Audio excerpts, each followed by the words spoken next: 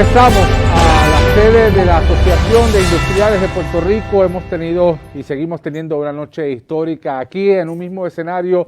Todos los candidatos y candidatas a la gobernación y la comisaría residente de Puerto Rico en Washington presentando sus propuestas de desarrollo económico y contestando las preguntas de un distinguido panel de protagonistas de distintos sectores económicos sobre asuntos puntuales en desarrollo económico, energía, corrupción, educación y fondos federales. Ahora nos acompaña la última pareja de la noche, los candidatos del Partido Popular Democrático a la gobernación. Charlie Delgado, buenas noches. Buenas noches, Lenín, buenas noches a todos los que están conectados. Y a la comisaría residente, Aníbal Acevedo Vilá. Buenas noches, Lenín, buenas noches a todos los que nos están siguiendo a través de la magia del Internet. Claro que sí, y para comenzar, pues tienen 20 minutos para hacer una exposición inicial en el tema del desarrollo económico. Luego pasamos al panel de preguntas para que le formulen las preguntas que tienen que hacer. Sí, ok. Bueno, primero que nada, gracias por la invitación y los felicito por esta iniciativa, estar frente a la Asociación de Industriales, aunque pues ahora en un escenario muy diferente a los que tradicionalmente habíamos tenido. Para mí no es algo nuevo.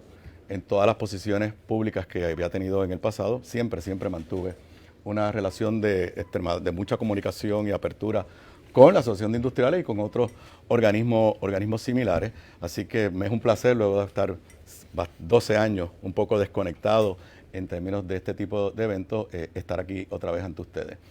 A ustedes yo no les tengo que convencer de la importancia que es el sector de la manufactura y que es todo el andamiaje industrial que tiene Puerto Rico y el potencial que tiene de cara al futuro. Es como pues, predicar ante los que ya están más que convencidos, y a mí no me tienen que convencer.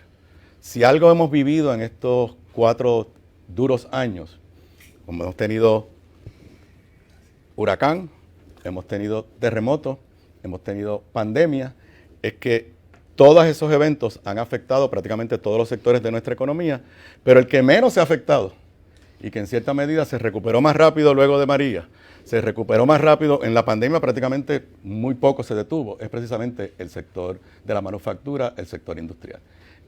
Necesitamos una economía diversificada, pero no tengo la más mínima duda que este es el sector que sigue siendo el más importante de nuestra economía, no solamente por los números, sino por la experiencia ganada y el potencial que tenemos. Tampoco a ustedes les tengo que explicar el efecto que tuvo la eliminación de la sección 936. Es triste, pero a la misma vez interesante que 25 años después que eso se legisló, vuelve a ser tema de discusión. Y aún aquellos que abogaron en Estados Unidos porque la eliminaran, ahora admiten que fue un error. Inclusive es tema de discusión en las campañas presidenciales. Tenemos a Donald Trump diciendo que eliminar la 936 fue un error.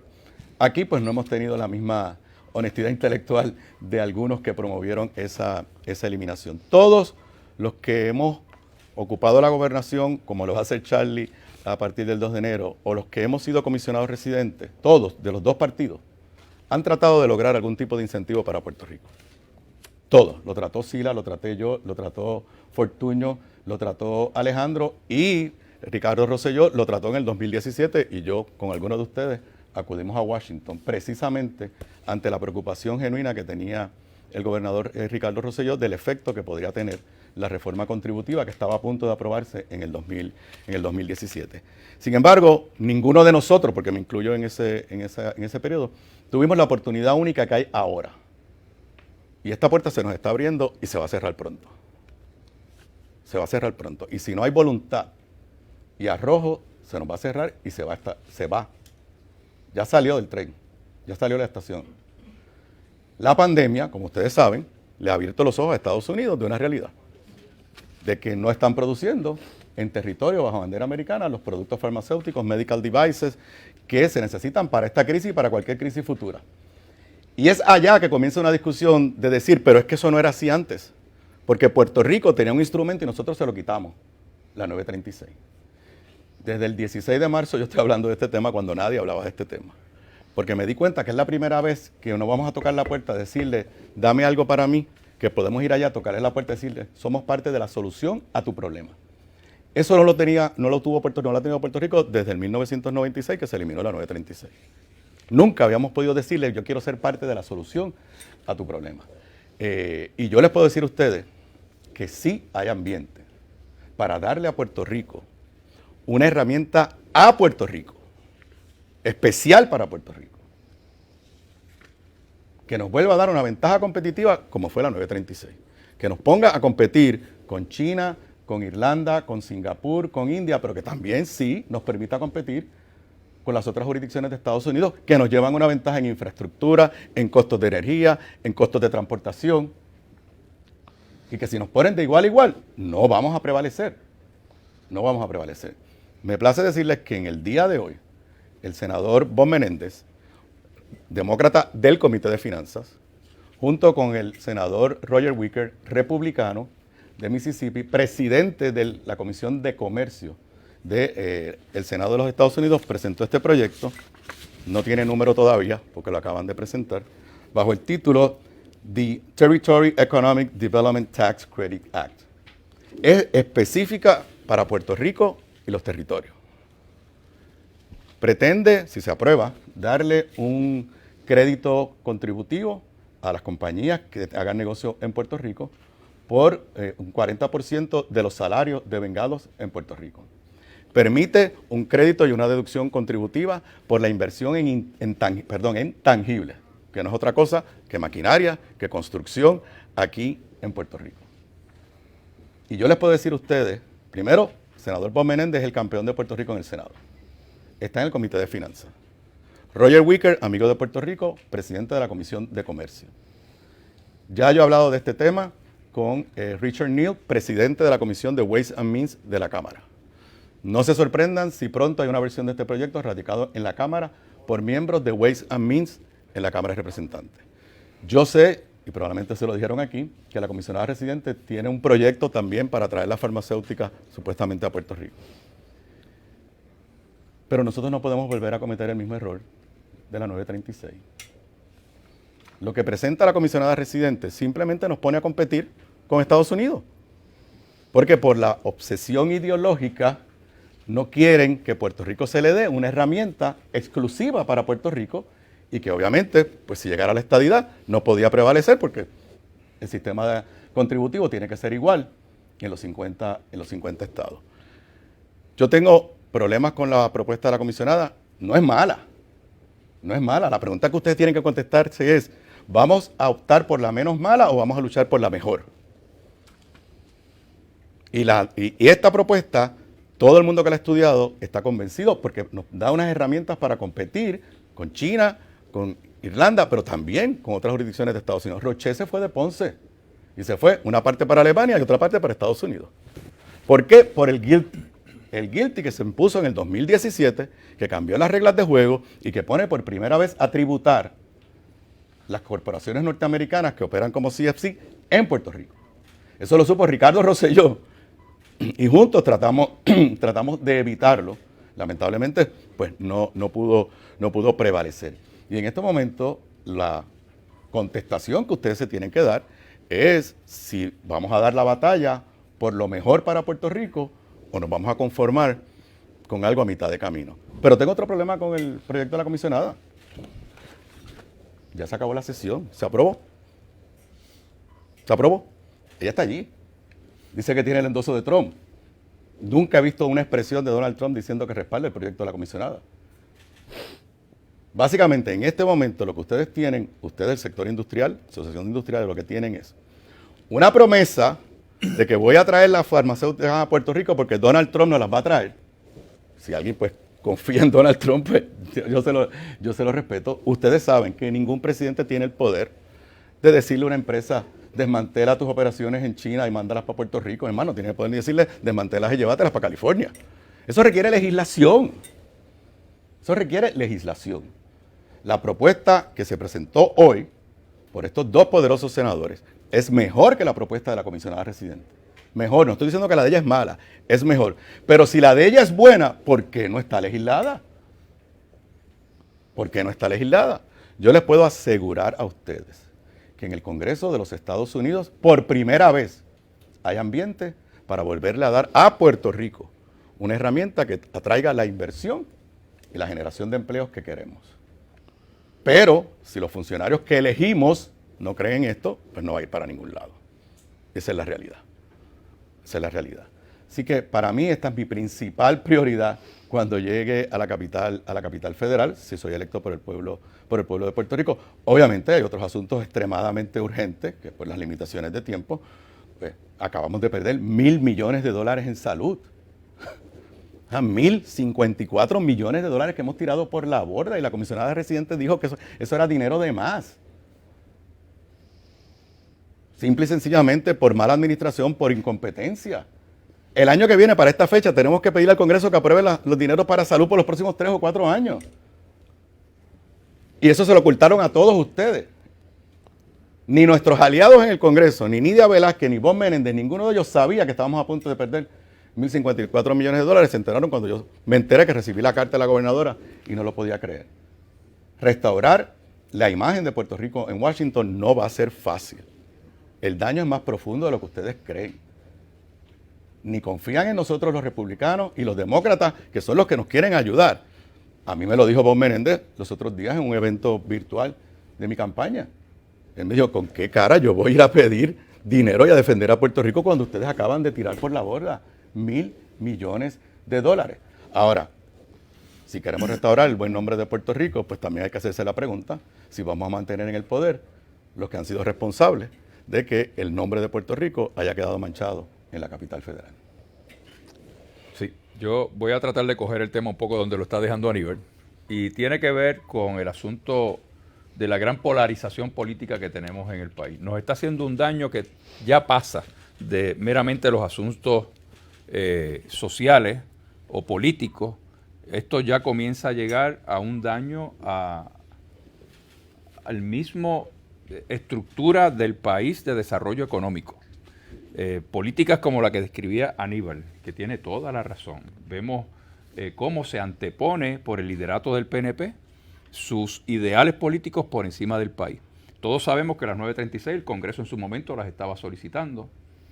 En momentos anteriores, en épocas anteriores, se dieron batallas bien duras por ambos partidos, porque se entendía entonces la necesidad de mantener esos empleos en Puerto Rico. Era nuestro modelo económico, las 936, nos guste o no. Ese era un modelo económico del país.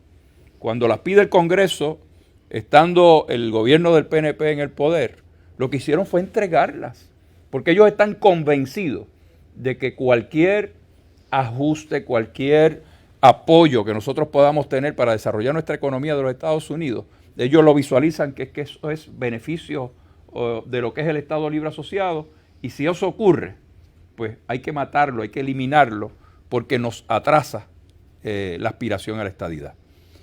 Esa es una realidad que la estamos viviendo y está más acentuada que nunca. Como describía Aníbal, vemos una comisionada residente que en lugar de impulsar las oportunidades que tenemos ahora para que regresen las farmacéuticas, se pone en cortapisas. Tomás Rivera Chávez estaba en el Senado de Puerto Rico por igual, buscando legislación para poner cortapisas a que esto llegue a la isla. O sea, ¿a dónde vamos a llegar?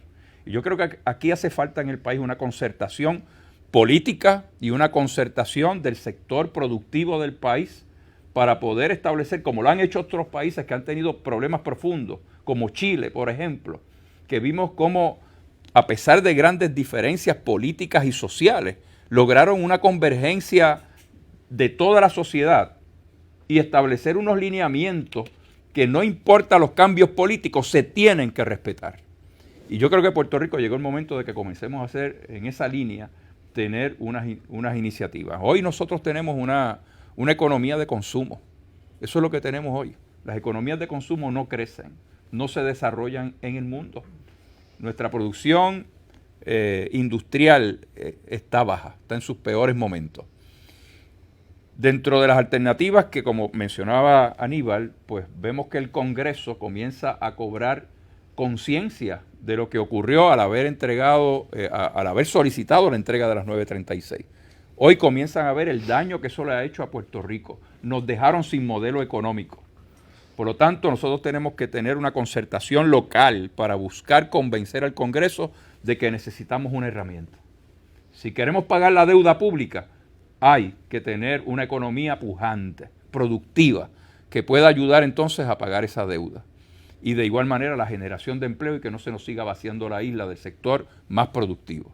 Por lo tanto, yo creo que buscar alternativas y crear una conciencia en el Congreso de que necesitamos una herramienta es vital. Yo estoy hablando y he estado proponiendo, y creo que es una de las propuestas que podemos mirar, observar, analizar, inclusive articular sobre ella, es que convenzamos al Congreso y al Tesoro Federal de que Puerto Rico se pueda insertar en los tratados contributivos de la nación americana. No comercializar, hoy podemos comercializar. Estamos hablando de tratados contributivos con un lenguaje especial para el Estado Libre Asociado, para Puerto Rico, donde nosotros en lugar de que nos den el pescado podamos ir a pescar. Es decir, salir a vender a Puerto Rico las ventajas de Puerto Rico, y esas ventajas son las que nosotros podemos dar bajo nuestra autonomía fiscal. No va a depender de que los créditos contributivos que le cuestan a los contribuyentes de la nación, pues podemos entender esa razón que nos están dando, de que esto le cuesta al fisco de la nación, y lo entendemos, pues no queremos que eso le siga costando a la nación, pero colóquennos en posición de salir al mundo a exponer a Puerto Rico, las ventajas de Puerto Rico. ¿Qué tal si nosotros logramos ir a Corea del Sur y traer a la Hyundai a Puerto Rico y que se ensamblen vehículos en Puerto Rico, se vendan en el mercado de América? Eso va a traer nuevos dineros al país, va para la banca comienza nuevamente a prestar, a mover la economía, al pequeño empresario, al mediano, al industrial, tasas preferenciales para el gobierno para poder hacer obra pública. Eso era lo que eran los fondos QPSI bajo las 936. Cuando se iban a repatriar dinero, estaban de cierta manera obligados a que parte de ese capital estuviera en la banca de Puerto Rico. Por eso llegamos a tener 20 y pico de bancos. Hoy apenas tenemos 3 y no prestan. Se descapitalizó la banca luego que todas esas industrias se fueron. Así que llegó el momento de concertar acuerdos entre los sectores productivos del país. El sector político tiene mucho que aportar en eso, en esta concertación de país. Y para mí eso es medular si nosotros queremos evitar que con cada cambio de gobierno estemos viviendo lo que estamos viviendo en Puerto Rico.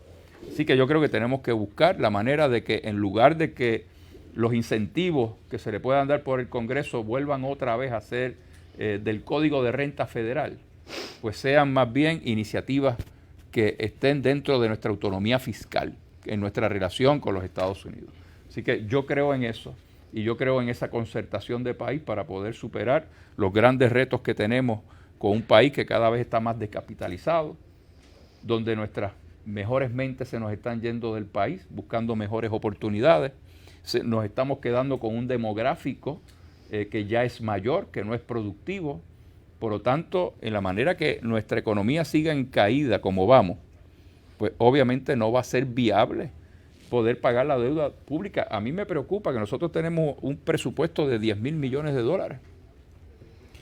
Y de ese presupuesto hoy, 2,000 millones, de los 10,000 millones que eran operacionales para operar el gobierno, hoy tenemos que utilizar 2,000 millones para pagar las pensiones de nuestros retirados. ¿Hasta cuándo vamos a poder mantener eso?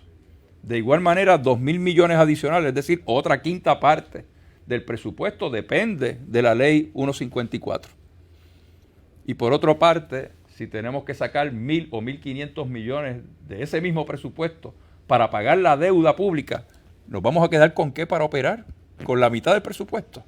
O sea, esa es nuestra realidad que la tenemos sobre la mesa hoy. Y uno ve a un gobierno que lo que está centrado es en que nada ocurra con la economía del país, lo poco que llega, como hemos mencionado, los 1,000 millones de dólares que se devuelven, porque no han logrado articular. O sea, definitivamente, ¿verdad? Para mí, vuelvo otra vez, la concertación se hace vital para poder encaminar el país en una ruta donde la intervención política y las decisiones políticas no trastoquen la estabilidad económica y social de nuestro país.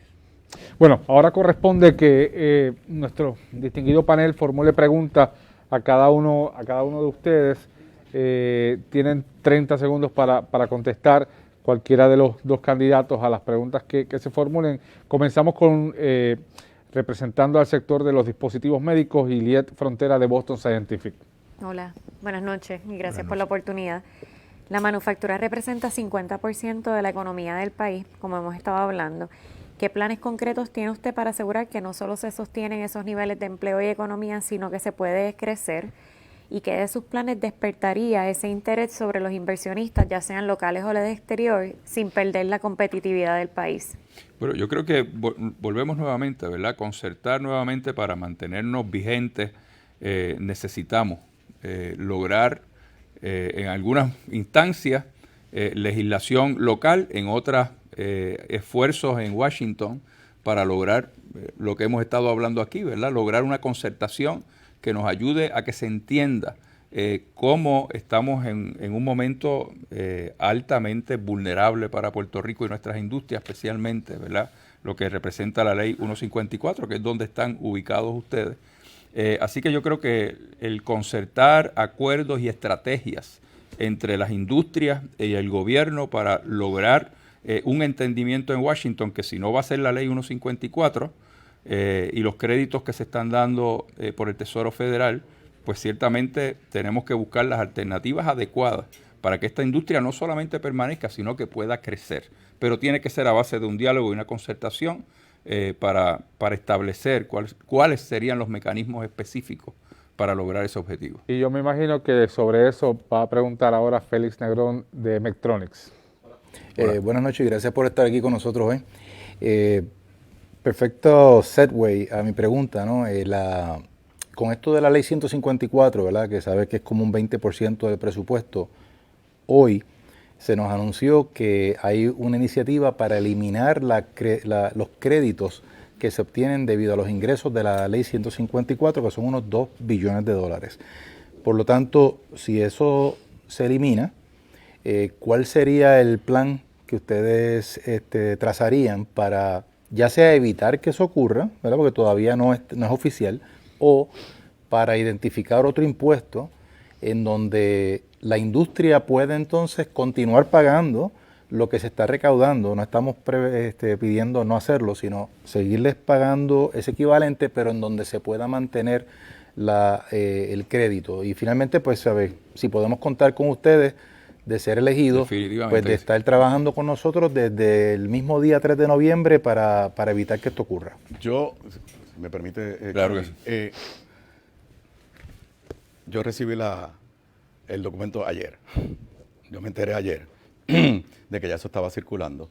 Y escuché esta tarde, cuando venía para acá, al secretario de Hacienda en el programa de radio de mi sobrino en Radio Isla, aprovechar darle promo.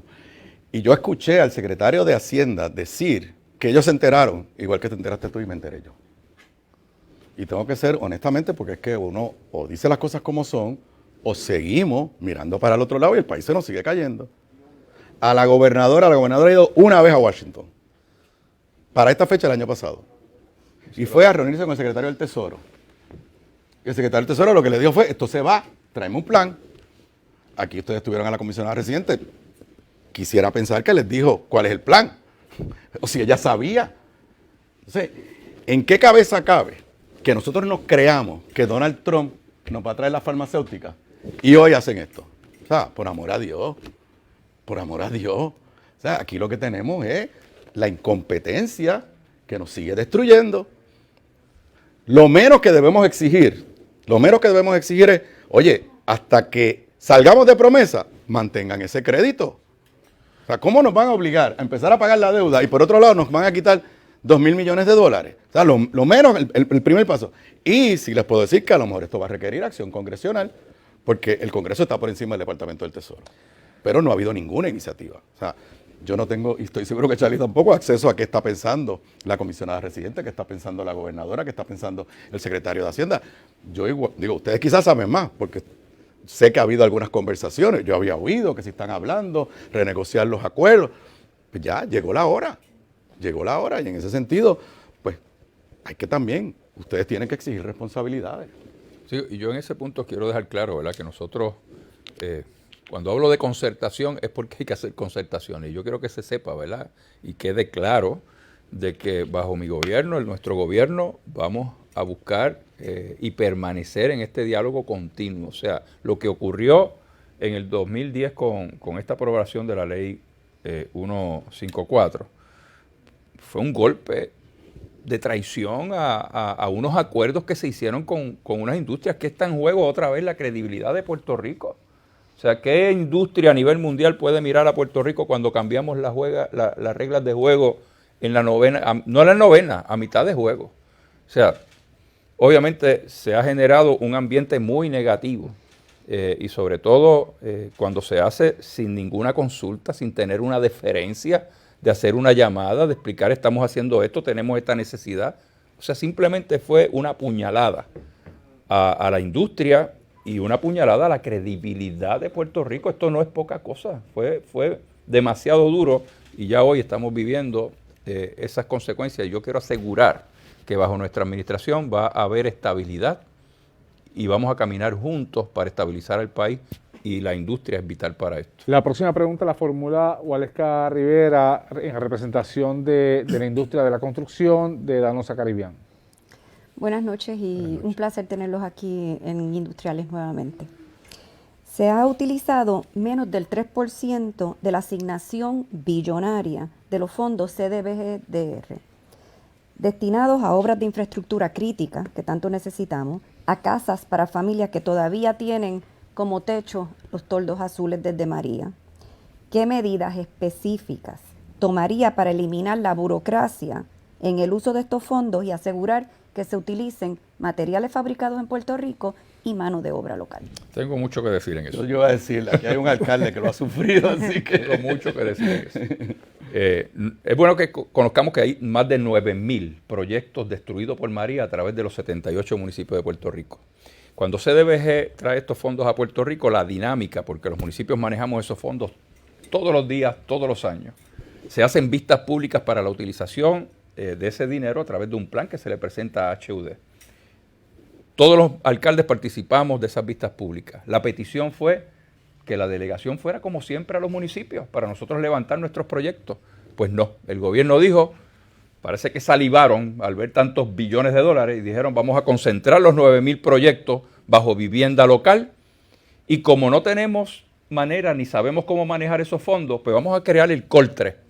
Entonces, ¿qué ha ocurrido? Se crea una nueva capa burocrática que está en choque constantemente cada vez que van a ver un proyecto a un municipio. Hay un choque entre FEMA y COLTRE todo el tiempo y entre el municipio o gobierno que no permite avanzar en los casos. Entonces, si usted tiene 9.000 proyectos, más de 9.000 proyectos concentrados en una sola agencia, aunque tengas asistencia del COLTRE, no lo están sacando porque cada proyecto de esos conlleva un andamiaje para desarrollarlo enorme. ¿Cuál es mi propuesta? Mi propuesta es que vayamos a HUD y plantearle la realidad que está viviendo el país. Han pasado 3 años y apenas el 3% se ha podido sacar de proyectos. Pues esto hay que llevarlo a los municipios. Yo tengo 173 proyectos en Isabela destruidos por María. ¿Saben cuánto me han aprobado al día de hoy? Aprobados. 6 proyectos. No es que han comenzado aprobados. No se están moviendo. Por lo tanto, regresar otra vez con un nuevo plan a HUD, a ver si o se enmienda o no aprueban uno nuevo, es la ruta.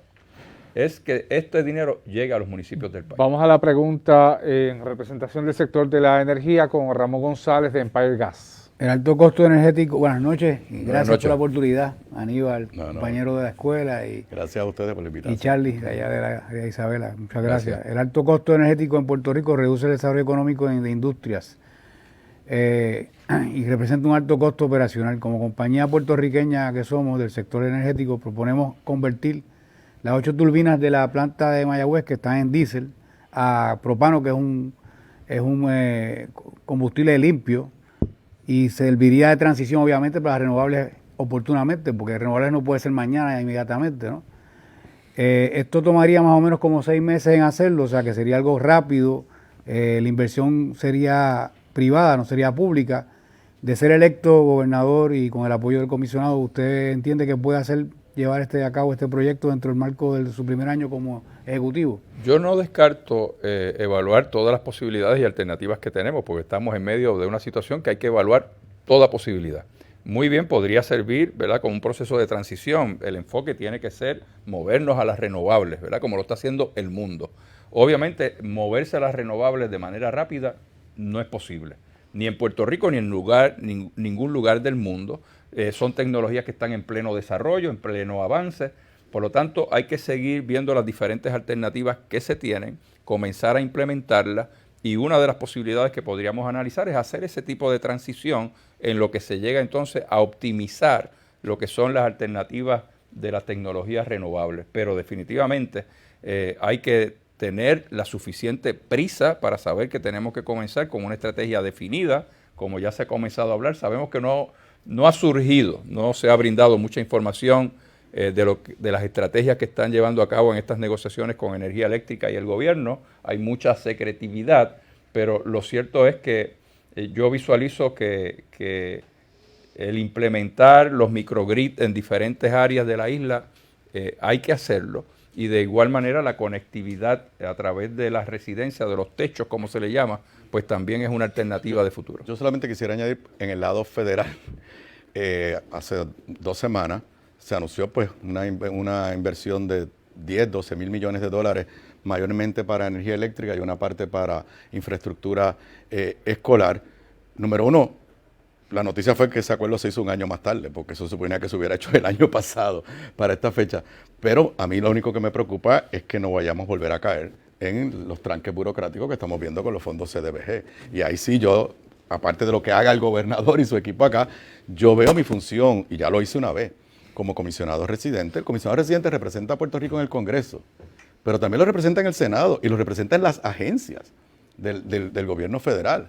O sea, cuando yo era comisionado residente, que explota el escándalo de Víctor Fajardo, y siendo yo comisionado residente nos meten en la sindicatura en educación, pues yo como comisionado, junto con César Rey y Sila Calderón, estábamos bregando con eso. Después me tocó como gobernador y lo logramos liberar. Así que yo les puedo decir que yo voy a estar pendiente que desde el lado federal, que esa inversión sea lo más rápida posible y para los proyectos que de verdad el país necesita, y no vayamos nuevamente a descubrir después que hicimos unas inversiones en unos elefantes blancos que no tienen ninguna utilidad. Vamos a hablar de salud y de planes médicos. Por acá está Roberto Pando de MCS.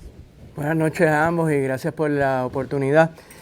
Al presente, el programa Medicare Advantage ofrece planes de salud a 607,000 personas en Puerto Rico, incluyendo 280,000 que también son elegibles a Medicaid y están en el programa Medicare Platino. Sin embargo, al día de hoy, todavía los pagos asignados por el Fondo Federal por persona son 40% por debajo del promedio nacional. Esto impacta a todos los ciudadanos, todo el sistema en Puerto Rico, nuestros profesionales y la economía. ¿Qué estrategia va a implementar su administración para incrementar los fondos del programa Medicare Advantage, cerrar la brecha en beneficios y añadir beneficios como pagar la prima de la parte B con fondos de Medicaid?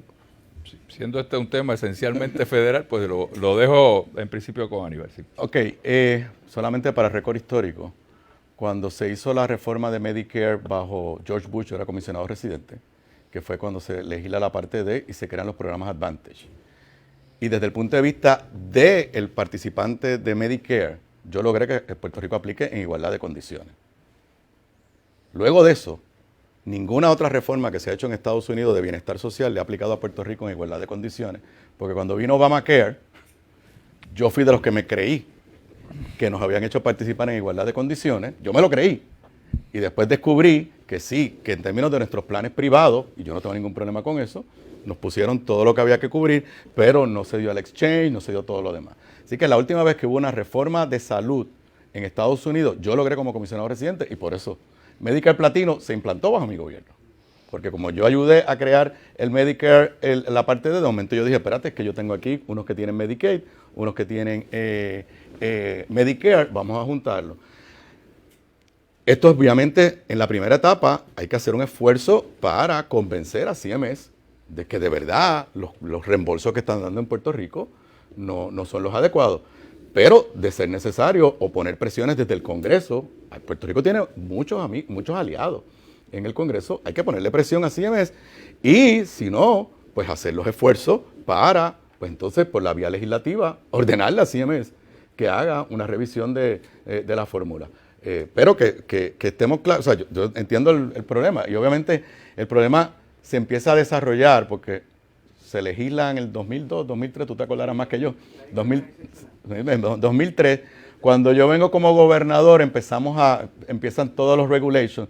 Yo te diría que el problema empieza a explotar ya en el 2009, que ustedes empiezan a decir, pero es que espérate. Pero no es un problema de la legislación, es un problema de cómo CMS lo ha interpretado. Y precisamente, siguiendo el tema de la salud, Marilena Lugo de MC21 pregunta desde el área de los servicios de salud y medicamentos. Hola, buenas noches. Ahora hablando específicamente de la población Medicaid en Puerto Rico, que es una población bien vulnerable, bien necesitada, y sabemos que cubre actualmente el programa Vital 1.3 millones de personas en Puerto Rico, y se espera que esto aumente como resultado de COVID-19 y el aumento en desempleo en Puerto Rico. Nos gustaría saber cuál será el modelo que impulsarán ustedes para sustentar este programa y cómo vamos a garantizar la sustentabilidad del modelo cuando el presupuesto para Puerto Rico es limitado y no compara con lo que reciben los 50 estados de Estados Unidos. Sí, yo obviamente mirando lo que es nuestro modelo de vital, ¿verdad?, de la salud pública del país, la espiral de costo que ha tenido este sistema, pues obviamente es insostenible. Ya esto no aguanta más. Yo vamos a estar proponiendo un nuevo modelo de salud, sacando de en medios a las aseguradoras y donde tengamos un pagador único, contratando directamente con todos los proveedores de salud de Puerto Rico. Y entiendo que la utilización de los fondos que se le delegan al país van a llegar mucho más directo a través de este mecanismo, sin la intervención y sin la decisión de las políticas públicas que hacen las aseguradoras actualmente en el modelo de Vital, ¿verdad?, donde son las aseguradoras las que prácticamente deciden cómo utilizar este dinero. Así que yo creo que el control lo vamos a tener y las decisiones las va a tener el gobierno de Puerto Rico y conducir de la mejor manera la utilización de estos fondos. Sobre el aspecto de financiamiento, que es importante, obviamente lo que acaba de pasar con los 1.000 millones lo hace bien difícil. Bien difícil. Bien difícil, pero dos desarrollos. O tres. Número uno, hay unos casos que por la vía judicial se están ganando, que se están declarando inconstitucional el discrimen contra Puerto Rico en varios programas, incluyendo programas de salud. Se han ganado, o sea, no es teoría, ya se han ganado. El gobierno de Donald Trump, tristemente, está apelando, en otras palabras, está defendiendo que discriminen contra nosotros. Si ganara Biden, yo creo que hay una alta posibilidad, y yo voy a empujar eso, de que Biden simplemente le diga al Departamento de Justicia, nos allanamos. Porque sí, aceptamos que es inconstitucional. No es la primera vez que el gobierno de Estados Unidos, en el curso de un pleito, cambia su posición. La más reciente y la más famosa es sobre el matrimonio igualitario, que primero estaban diciendo que era constitucional que se prohibiera y después cambiaron de posición. Así que eso está ahí. Ese es el primer paso. Lo segundo es que, inclusive si gana Trump, Dios nos proteja, pero no importa quién gane, va a haber una reforma de salud a nivel federal. Y vuelvo a mi experiencia, cuando se hizo lo de Medicare, hay que asegurarse que lo que se legisle le aplica a Puerto Rico en igualdad de condiciones. Lo hice cuando No Child Left Behind en educación, lo hice con Medicare. Tristemente, todo lo que ha venido después, aprueban reforma y nos dejan afuera. Yo creo que en este momento hay que dar la batalla. Si es el modelo de Biden, o sea, algo va a pasar, o se construye sobre Obamacare o destruyen Obamacare. Eso pues no sabemos, pero hay que insertar a Puerto Rico en esa discusión y asegurarnos que lo que se legisle aplique en igualdad de condiciones a los ciudadanos que participan de Medicaid. Y de hecho, lo de la amigos curia es algo que ya pues lo hemos estado hablando en nuestra campaña, que inmediatamente entraríamos como amigos de la Corte para unirnos a ese caso. Formula la próxima pregunta representando el sector de las telecomunicaciones, Enrique Ortiz de Montellanos de Claro. Muy buenas noches. Las compañías de telecomunicaciones seguimos experimentando obstáculos en obtener los permisos rápidos para construir. Actualmente la Comisión Federal de Comunicaciones otorgó 500 millones para recuperación de las redes desde María. Ya se entregaron las propuestas a ellos y ellos van a decidir.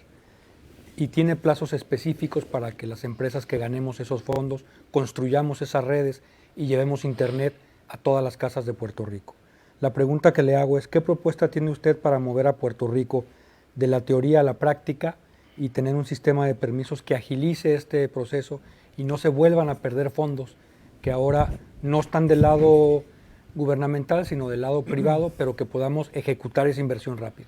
Bueno, obviamente hemos estado hablando por años, ¿verdad? Con diferentes iniciativas, pero no logramos articular porque pretendemos hacer unos cambios de mover los permisos de un lugar al otro, pero las leyes orgánicas, las reglamentaciones permanecen prácticamente igual.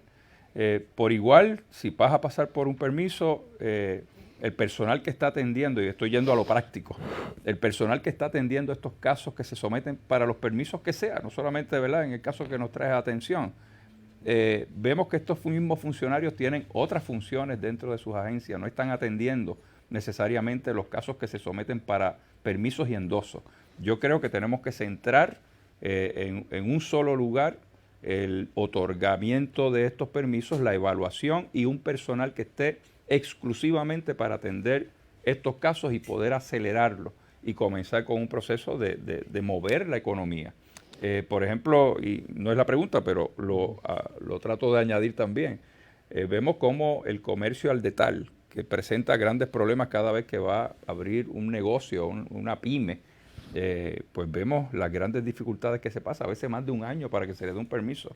Pues yo creo que voy a poner un poco de responsabilidad en el proponente, donde pueda verificar con el asesoramiento que él pueda tener, va al municipio, va a la oficina regional de OSPE y se cerciora de que lo que se está proponiendo de negocio para ese local y esa ubicación cualifica en los planes tanto de la OSPE como del municipio y que arranque su negocio y en un año pueda entregar su permiso. Porque ¿quién le hace la vida imposible? El propio gobierno. No llegan los inspectores de salud, no llegan los de bomberos. Sí. Pues no puede seguir siendo de esa manera. Hay que poner una responsabilidad en el proponente y tener esa confianza y obviamente tener luego de eso el debido, la fiscalización de que se ha hecho de la manera correcta. Representando el sector de recursos humanos, Ivona Pacheco de MSS. Buenas noches a ambos. Mi pregunta tiene que ver con el capital humano de Puerto Rico. ¿Cuál es su plan para que se desarrollen las competencias necesarias para los empleos actuales y futuros? Estas competencias son tales como innovación, creatividad, solución de problemas complejos, enfoque en la tecnología, adaptación, autogestión. Definitivamente la educación es la base de todo, ¿verdad? Y yo creo que tenemos que comenzar a mover nuestro sistema de educación en ese tipo de enseñanza un poco más especializada. En nuestro programa de la Segunda Transformación de Puerto Rico hablamos de las 3I, que es la investigación, la innovación, la inteligencia, atado a lo que es el STEM en nuestras escuelas. Y me parece que se hace vital el que podamos enfatizar en ese tipo de educación. Así que para mí la base de este avance que podemos tener en los recursos humanos, en ese capital humano, es poder enfocar a esas nuevas mentes que van surgiendo, capitalizarlas al máximo a través de la educación, y tiene que ser una educación orientada en lo que es el STEM y la investigación, el desarrollo y lo que es la inteligencia. Estamos viendo cómo esta cuarta revolución industrial está enfocada en la inteligencia artificial, en la robótica, y Puerto Rico ha tenido excelentes oportunidades y experiencias en esa dirección. Hay que ampliarlas a través de la educación. Bueno, la conversación va a continuar. Les agradecemos mucho su participación esta noche ante este foro de la Asociación de Industriales. Muchas gracias. Muchas gracias a ustedes. Gracias. Gracias a los candidatos del Partido Popular a la gobernación y a la comisaría residente. Vamos a una pausa y en breve regresamos.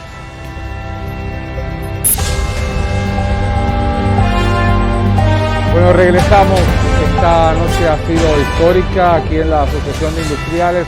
En un mismo escenario, los 6 candidatos a la gobernación y a la comisaría residente han presentado sus propuestas de desarrollo económico para Puerto Rico. Y como comentamos en el principio de la transmisión, vamos a conocer los resultados de la encuesta. Hicimos varias preguntas al público que está conectado a través de las plataformas digitales y preguntamos si las elecciones fueran hoy, ¿por quién votará para gobernador o gobernadora?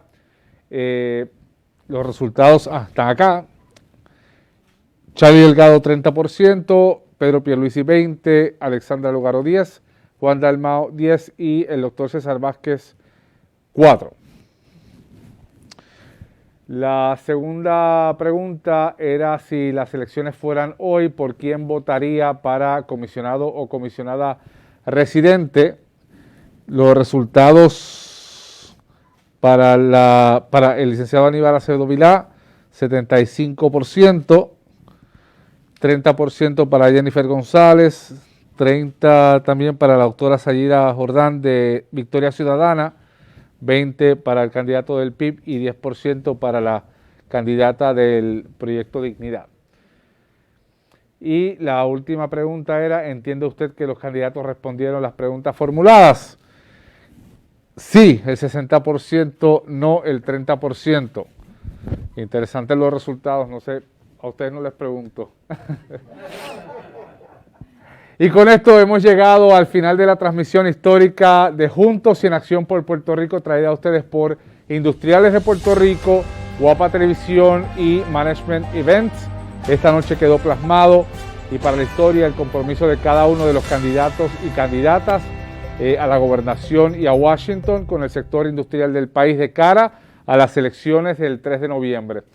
Ustedes podrán conocer más detalles de todo lo ocurrido en este conversatorio visitando la página web www.industrialespr.org. Para mí ha sido un placer el haber compartido con ustedes esta noche. Gracias al presidente y a la vicepresidenta por la invitación y por permitir que Guapa Televisión formara parte de esta discusión. Hemos replicado la transmisión a través de nuestro portal de internet, así que gracias a todos nuestros auspiciadores también que hicieron posible este evento y a ustedes que se conectaron. Sigan pendientes a lo que dicen los candidatos para que puedan tomar una decisión educada y juiciosa el próximo 3 de noviembre. Buenas noches.